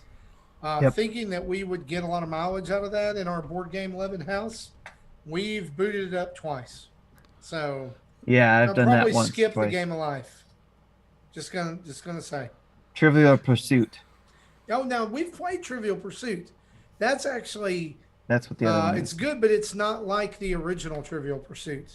It's actually more like a game show. So I will say that Jeopardy and Wheel of Fortune, the games, have gotten more mileage in our house. So yeah, my wife picked up those. So Jeopardy's really good, except that we don't like that it's multiple choice once you buzz in. Oh, so if you have even a slight bit of intuition, it's even the NES version didn't have that. You actually had to type it in. Yep. But once I learned by accident, but spaces were pretty much optional. So if you're typing in a long word, a long multi-word answer, you just skip the spaces and it goes a little bit Oh, faster. okay. And Yeah, that's they still give you a accepted. timer, and that doesn't help. Oh, It's like, definitely. oh, I've got 40 seconds to type this in. Uh, awesome. Let me talk about what we've been. And then the keyboard's A B C D instead of Oh, QWERTY. sure. Yeah, yeah, yeah. That Let doesn't me help. let me talk about what I've been playing here just real quick. Uh, Tim already referenced Narita Boy, which is out on the Switch right now. It's actually out on all major platforms from Team 17. And y'all, this is like Tron and the 80s and some wild fever dream made a game. It's so bizarre, but it's so good. Like I love everything about this game, from the aesthetic to the music. It's neon and dystopian at the same time, and it's just bizarre. Is the only way I know to describe it. Like it's just weird.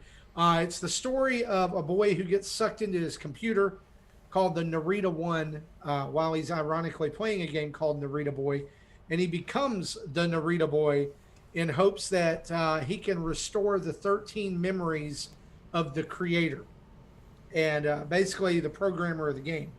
The game, like part of the game, has come alive and is corrupting the rest of the world, and it just like I don't know, Tim. You've been playing it. Like I'm getting Tron. I'm getting '80s movies references, '80s Ready pop Player culture One. references.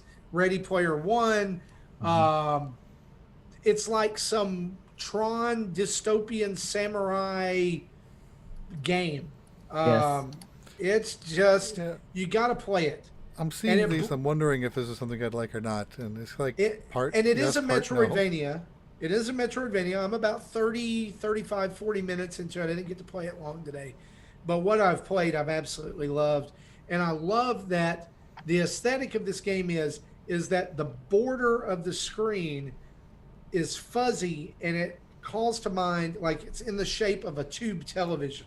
Yes. And it has like little lines that go down through it as you're playing and scan lines and stuff.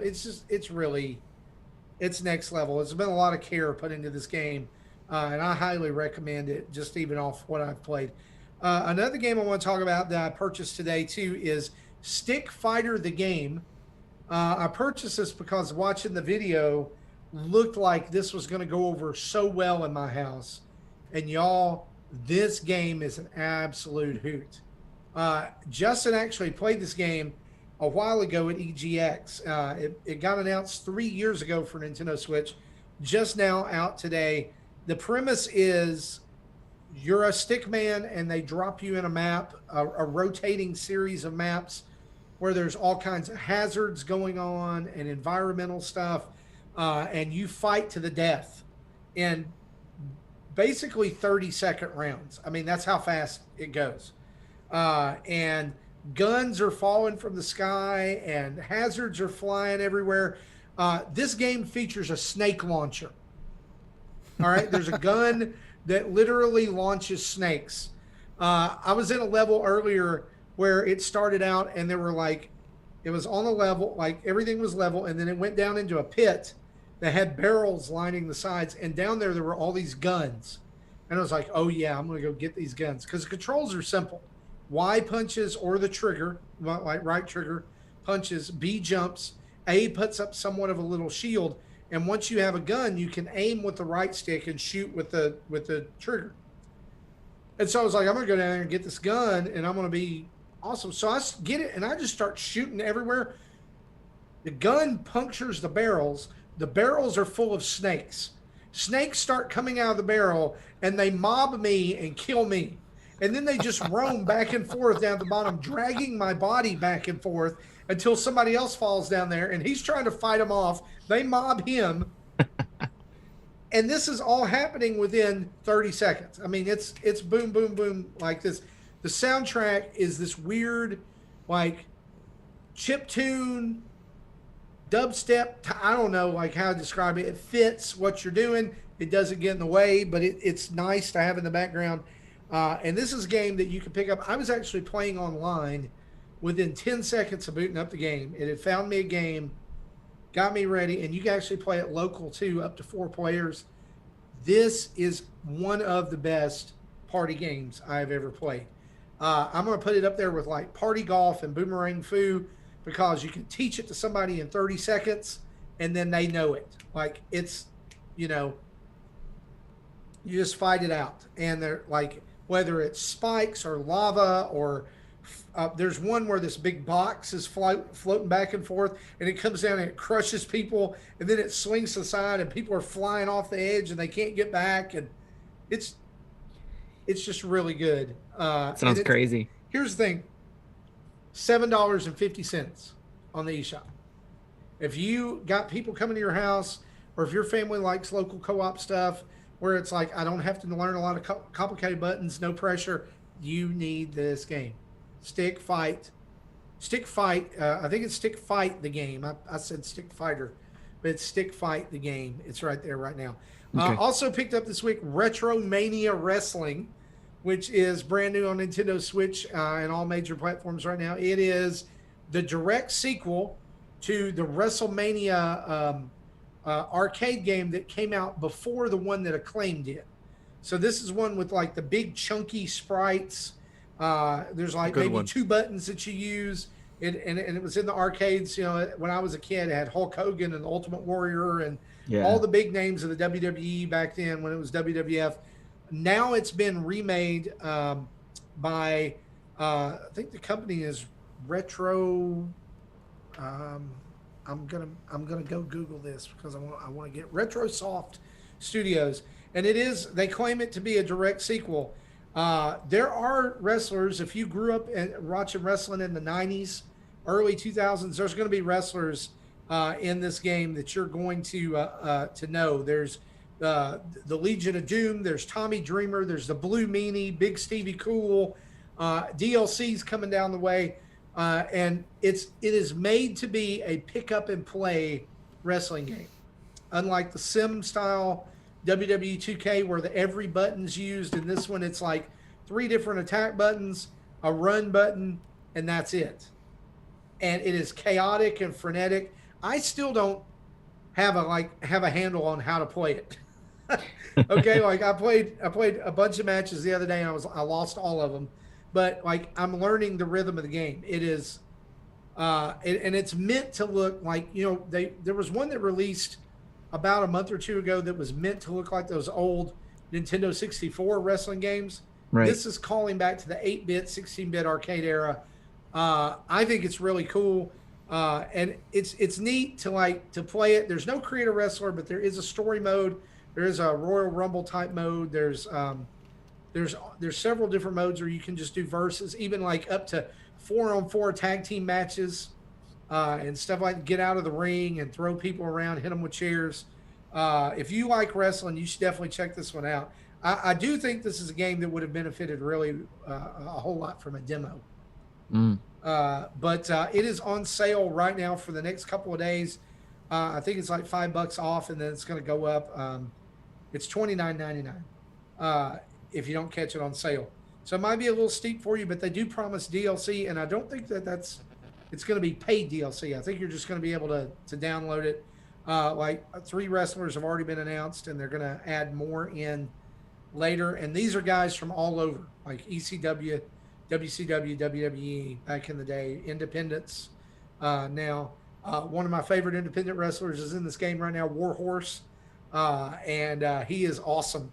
I've been playing a lot as him. Played as the Blue Meanie. I was a huge Blue Meanie fan back in the day in ECW, and there's a lot of care put into the environments, the announcing, different things like that.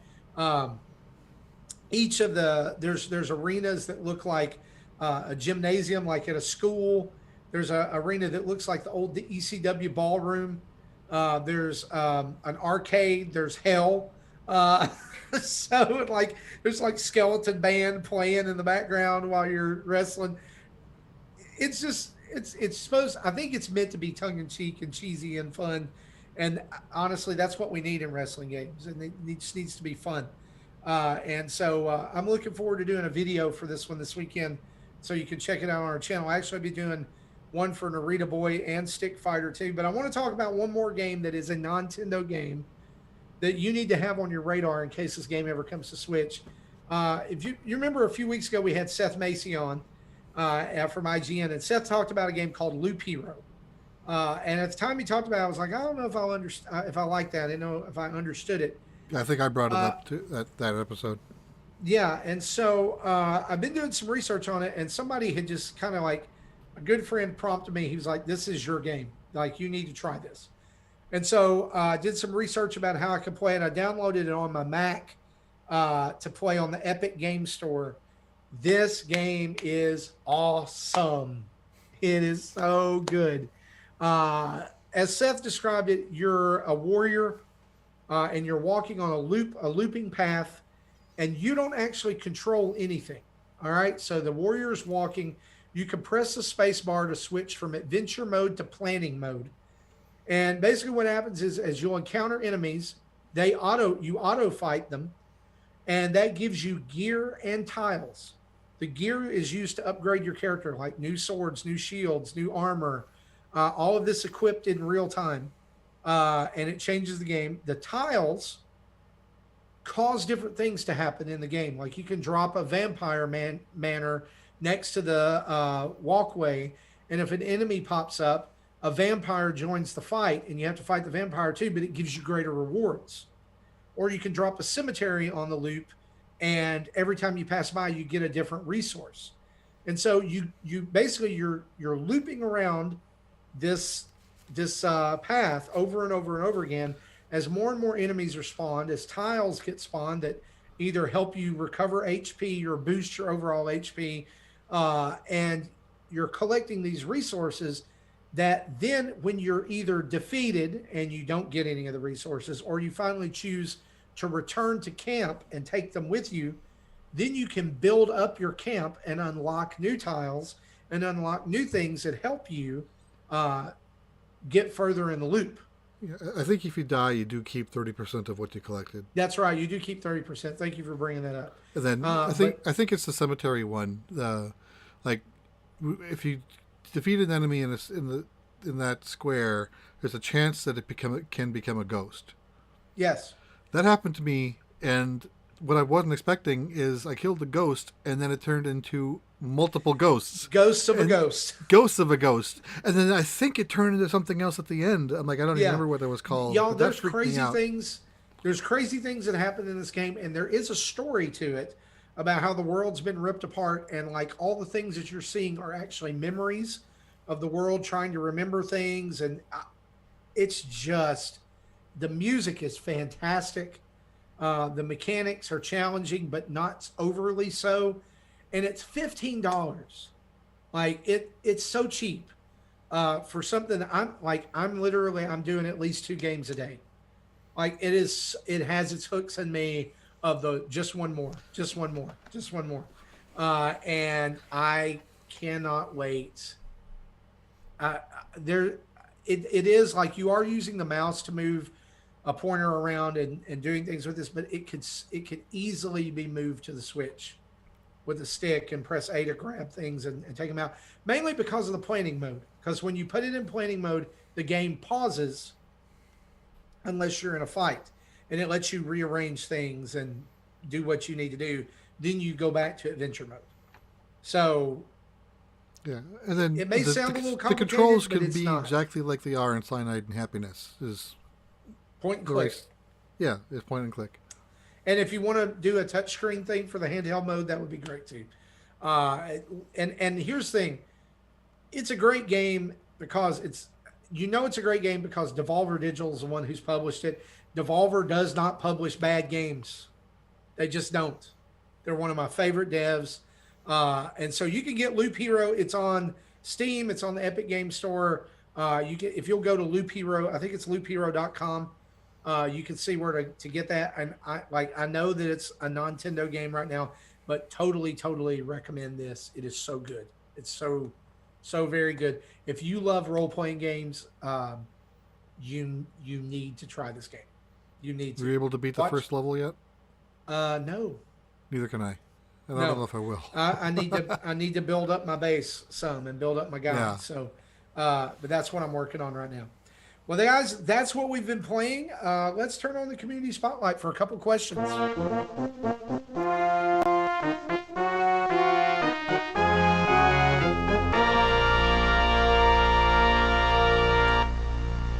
Got a couple of questions this week, one for Discord and one from Twitter. We'll start with this one here from Mecha Dragon 101. He asks us, since it's April Fool's Day today, what prank from any company you found have you found either funny, clever, or got very annoyed or disappointed at? And I'll start because this one came immediately to mind. I remember a few years ago when I've got two. IGN did the live action Zelda movie trailer, and I fell for it, hook, line, and sinker. And the other one was Optimus Prime comes to Titanfall 2. Wow. And I was like, I'm going to have to buy an Xbox. What the crap? And it was very well done. I think it was IGN as well did that. But like, I was mad at the time, but I look back on it, I was like, man, they put some time and money into that, right? It was pretty good. What about you guys? Favorite April Fool's Day prank that either made you mad or you laughed at? One I'm thinking of also came from IGN. It was basically everything's coming to Switch, and even some crazy games that made no sense. But then some of those games actually did. You're right. Wasn't Brian Altano in that video? I think he might have. I think it was 2 years ago. Oh yeah, everything's coming to Nintendo Switch.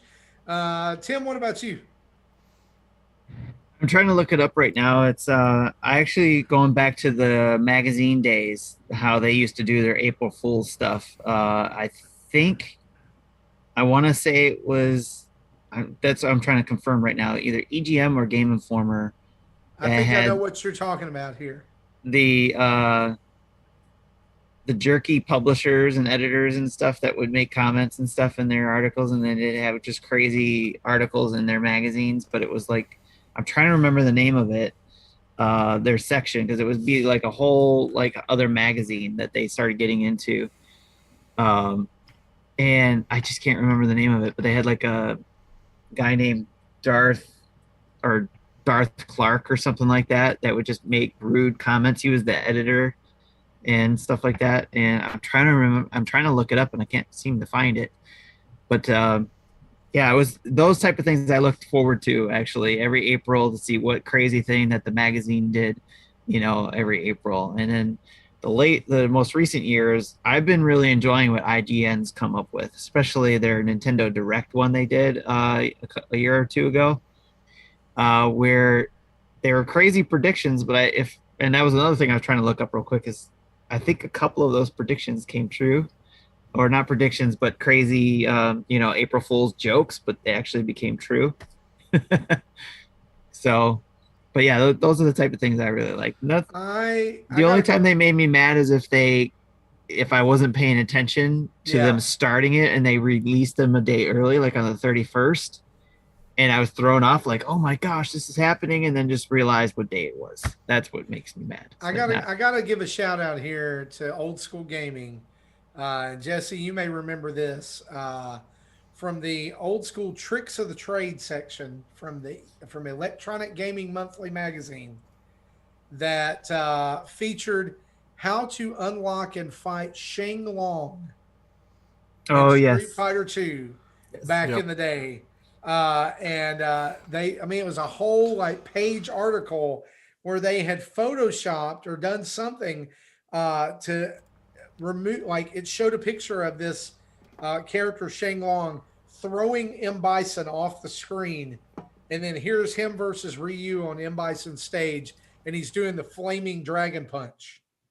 And this is way before the differences between Ken and Ryu, and it's Street Fighter 2: The World Warrior. This is the original release of Street Fighter 2, and they totally got me when I was a kid. Yes. And And I'm just now noticing, like I went and pulled this up because I want to see. It says here's how apparently how you unlock Shang Long. All right, you must use Ryu throughout the entire game. You must not get hit from the moment you begin until the final round with M Bison. So no hits at all the entire game. Once there, you must spar with M Bison without hitting each other for 10 rounds. Wow. And then the 10th round is the final round. And after the last draw game, Shang Long appears and tosses M Bison away. Now the timer is stuck at 99 and you are forced into a fight to the death. But then underneath, there's a picture of Ryu here blocking. And I love this. Honorable mention. This is what this comment says. Mr. W.A. Stokens, Waste Tokens, from Fuldigen, Fooled Again, Hawaii, ha, Fooled Again, ha, had the closest explanation of the Shang Long trick. That's funny. I remember people literally going to the arcades and doing this, like feeding quarters to Street Fighter, trying to get Shang Long because they believe this. It's probably the best April Fool's trick from back in the day. I forgot about that one. Yeah, those are the type of things I remembered and loved. And isn't it funny that this trick here, not only did it birth really the desire and eventually getting him in, the reality of getting Shang Long in Street Fighter as a playable character, but it pretty much set his appearance as well. Yeah. Yep. So, expectation meeting reality. Yep. And a little bit there. I found the what I was trying to refer to. One of the other things that Game Informer did, I remember reading a lot of, was the Game Enforcer. That's what they used to call their section of that. And Darth Clark was the editor-in-chief of the Game Enforcer. I love it. One of my best non-gaming related is being pretty heavily into the Transformers community for a while. There's a website that I was very partial to called TFW 2005. And one year, for an entire day, they changed their entire page to a My Little Pony fan site. They hid their boards. It went from a blue and gray background to pink, had rainbows and ponies everywhere. They published all this pony news. This was before My Little Pony Friendship was Magic. This was way before that. So ponies weren't popular at all. People flipped out. Right. That's funny. But yeah, good stuff. Good question. Andros asks us over on Discord, I'm playing Valheim, and there's this really annoying enemy that can fly and one-hit kill opponents. And it got me thinking, what's the most annoying enemy you've ever faced in a Nintendo game? Y'all got an answer? Bats. Doggone bats. In any game were always annoying to me.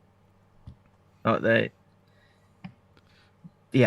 drive me nuts. And they always Castlevania bats in particular. Definitely, yes. But in any game that has bats, they always took away just enough energy from me, and then when I had to go somewhere important, it was that energy I needed to get past that point. Yep. or they hit you with a knockback into a pit. Yes. Pretty much anything.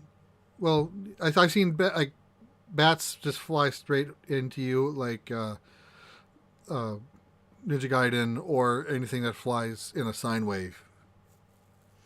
Like Castlevania. Exactly. I'm thinking of the Red Devil guy from Ghouls and Ghosts. I forget his name. Firebrand? Red Arimer is what they're calling him in the Resurrection game. Really? Yeah, I always called him Red Devil. But yes, Firebrand was the named one. Okay. Yeah, I don't think in the arcade, I don't think I've ever beat him. And then in the NES version, I remember beating him once to get into the second half of the first stage, of which I still didn't finish it. Well, dude, you stole my answer, because that is mine. That's the most frustrating video game enemy of all time. I don't care what anybody says. The only other one that I can think of that is frustrating, and it's because you got to know the trick, is the boss of the third Dr. Wily stage in Mega Man 2, where you have to fully exhaust your weapon energy for one single weapon to break open the ability to go and defeat the enemies behind these walls that you have to blow up using that same weapon. So you have to die, and then you have to go back and do this back and forth trying to fill up your energy, and then go in and finally kill the bosses. That sounds confusing. Yeah, so you use crash bombs. Crash bombs blow up walls. Oh, And you okay. have enough to blow up the wall. But they're permanent. To reveal the enemy, which are these little turrets on the wall.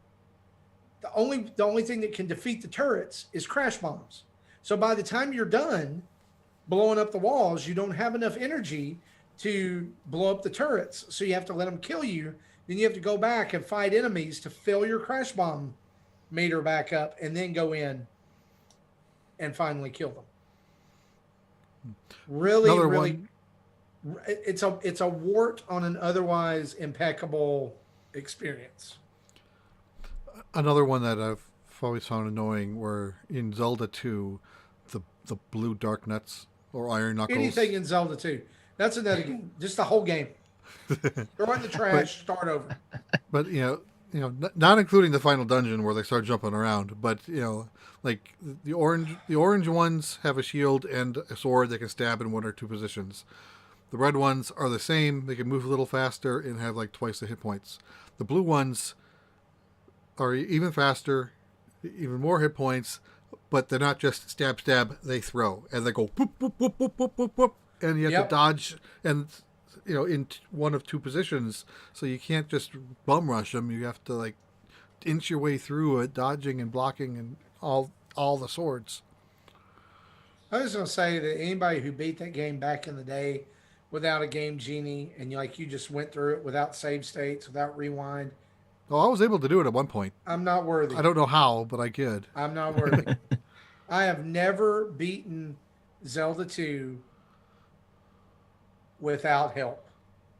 Ever. Yeah, when I did it earlier this year, I abused the hell out of save states and rewind.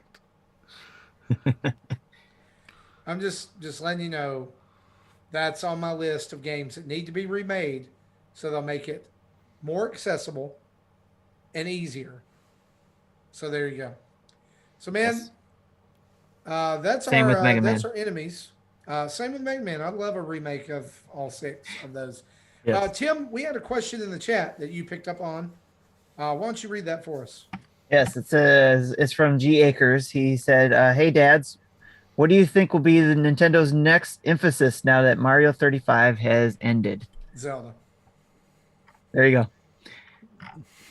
Good night, everybody. The thing is, that we kind of talked about it. We kind of talked about it at the beginning of the show, right? Yes. Already, that we're going to move on. We really think Zelda's probably going to come later on this year. I would say with re-releases of Wind Waker and Twilight Princess for Switch, and possibly Breath of the Wild 2. I mean, who knows? I think that card is up in the air. It's out there.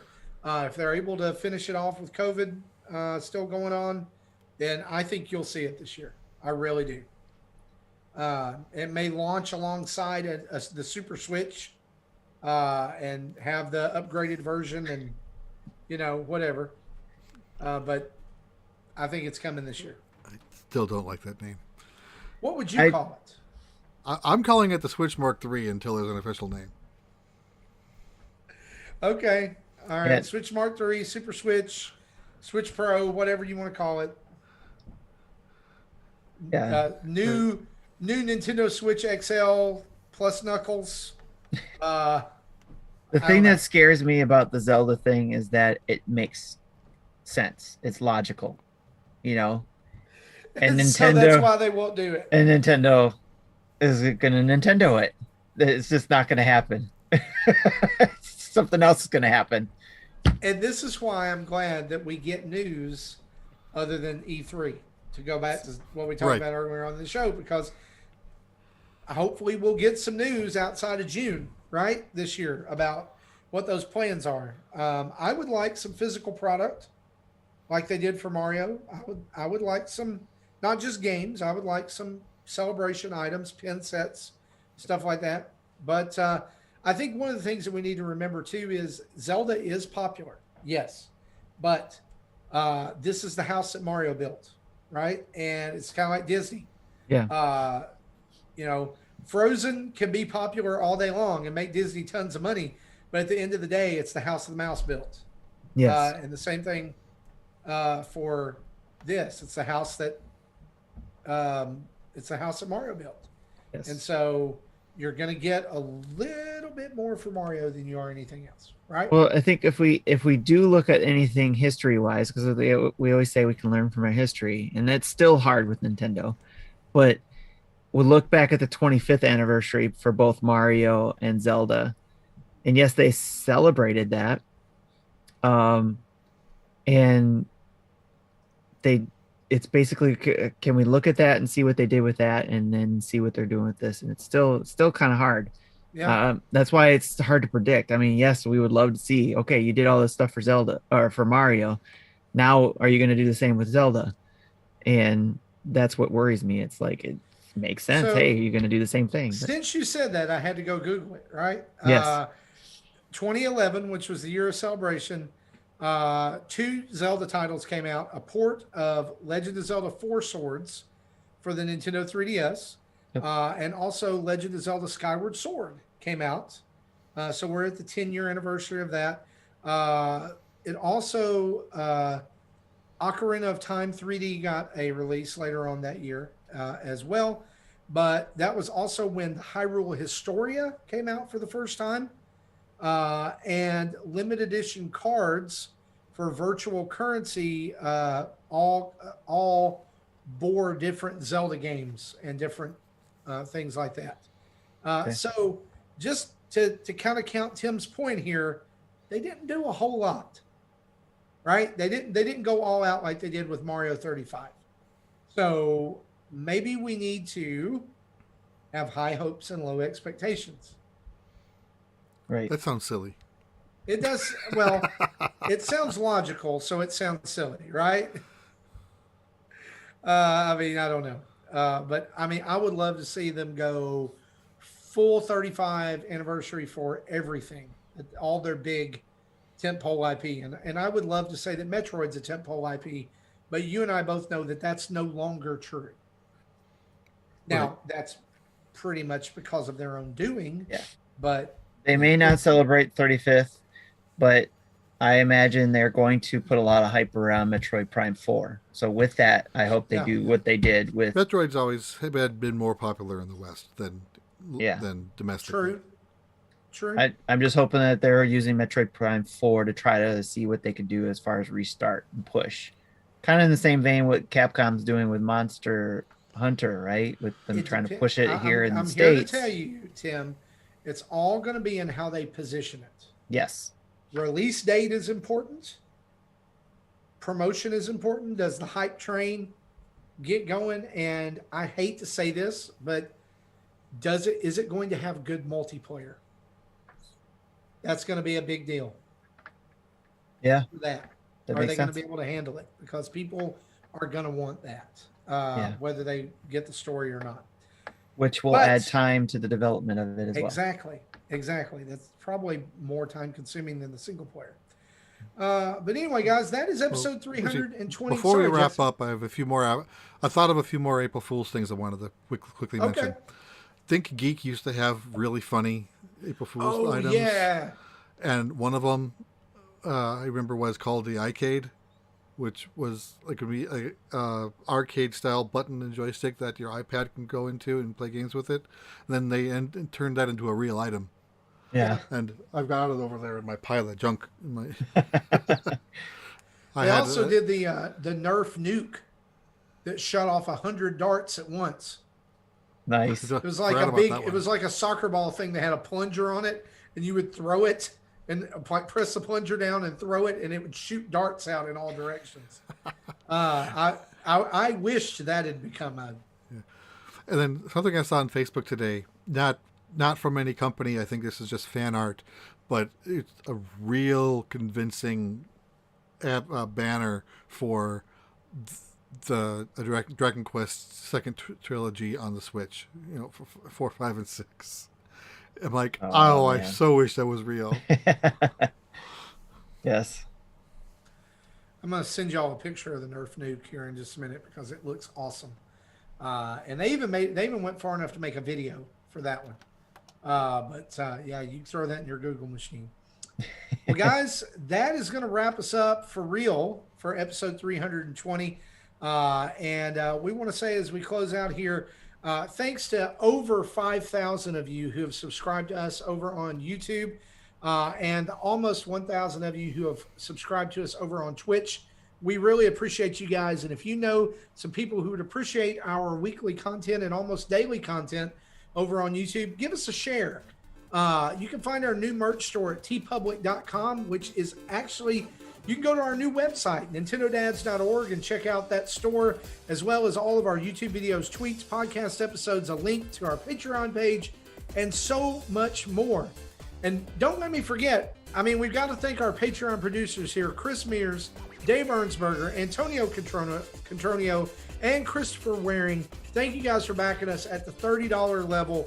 You are awesome. I mean, all of our Patreons are awesome, but maybe you're just a little more awesome, right? I mean, all of you are awesome. There's just, never mind. I'm going to take my foot out of my mouth here. Email us at nintendodads@gmail.com or call in and leave a voicemail, 929-25-NDADS. That's 929-256-3237. I want to say a big thanks to OC Remix for the music used throughout the show. And remind you, wherever you listen to us, a 5-star review with some written words is the best thing you can give us. It helps other people find the show. So for me, for Tim, for Jesse, for Justin, who's going off to join the circus, and Aaron and the cast of Sega Moms, thanks for watching episode 320. Thanks for listening as well. We'll see you next time. Bye-bye. Good night, peeps.